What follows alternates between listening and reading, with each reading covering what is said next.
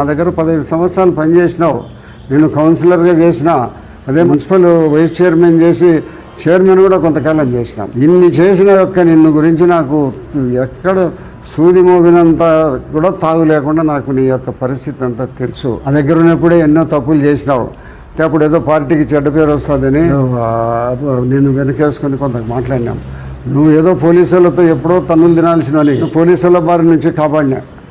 నీకు తెలుసా ఇవన్నీ నువ్వేం చేసిన తప్పులకన్నిటి కూడా నేను పోలీసులతో నిన్ను రాత్రి పిలుచుకొని పోయి నిన్నంతా ఇష్టం వచ్చినట్టు నేను మీద ఒత్తిడి చేసి బాగా తన్నాలని విన్నారు. అది కూడా నాకు తెలుసు. కానీ ఆ రోజు అప్పటికప్పుడు ఒక అర్ధగంట ముందర నాకు విషయం తెలిసి నేను బయటికి పంపించిన. ఇన్నిసార్లు నువ్వు నా దగ్గర ఉన్నావు, నా దగ్గర ఎన్నో పనులు చేయించుకున్నావు, నా దగ్గర చెప్పి అప్పులు ఇప్పించుకున్నావు. అప్పులన్నీ నువ్వు తీసేసి నీ దగ్గర నువ్వు ఏమన్నా రూపాయి నాకు ఎప్పుడైనా ఇచ్చినావా? ఏ కాంట్రాక్టర్ దగ్గరైనా ఇప్పించినావా? ఈ యొక్క గుట్టు రట్టు మొత్తం నాకు తెలుసు.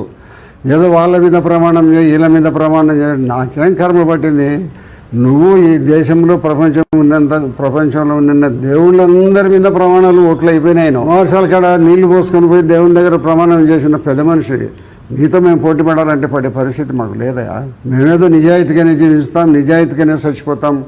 ఎన్ని ఇబ్బందులు, ఎంత ఆర్థిక పరిస్థితుల్లో మేము ఇబ్బందుల్లో ఉండబడినా కూడా ఎక్కడ కూడా ఒక సూది మోపినంత ఎవరైనా సరే పొద్దుటూరు పట్టణంలో కానీ, జిల్లాలో కానీ, రాష్ట్రంలో కానీ చూపిస్తే నేను తల ఉంచుకుంటాను. ఎంత ఏం చెప్పినా నువ్వు లేవు. నువ్వు నా మీద ఏదో రోజు మాట్లాడతానమ్మా, ఎన్నిసార్లు మాట్లాడినా కూడా ప్రజలేం నమ్మే పరిస్థితుల్లో నన్ను గురించి 40 సంవత్సరాల నుంచి నేను రాజకీయ జీవితంలో ఉన్నాను. పొద్దుటూరులో ఎటువంటి క్రిమినల్ పరిస్థితులు పొద్దుటూరులో ఉన్నాయి. ఒకప్పుడు కొంతమంది వ్యక్తులు ఈ పొద్దుటూరులో ఫెడరల్ గవర్నమెంట్ నడిపే పరిస్థితుల్లో ఉండేది. అటువంటి పరిస్థితుల్లో నేను రాజకీయాల్లోకి వచ్చిన. బాంబులు వేసుకున్నాం, బాంబులు తయారు చేసుకున్నాం, జైళ్ళలో పడినాం. అయినప్పటికీ కూడా నిజాయితీ వదలలే.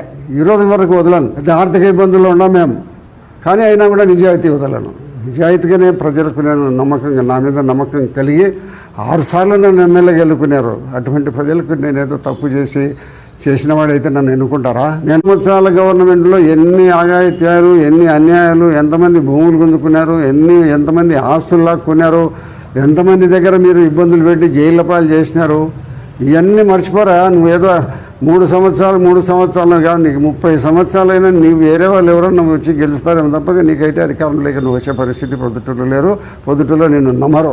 నేను రాజకీయాల్లో లేకున్నా నేను ఉన్నంత వరకు నువ్వు ఏ పార్టీలో ఉండబడినా నేను నీకు ఎప్పుడు వ్యతిరేకంగా ప్రచారం చేస్తాను. ఈ యొక్క పరిస్థితులు నాకు 30 ఏళ్ళ నుంచి నాకు తెలుసు, 35 ఏళ్ళ నుంచి నాకు తెలుసు. నిన్ను గురించి సర్వస్వం నాకు తెలిసిన పొద్దుటూరులో నేనే ఎవరు లేరు.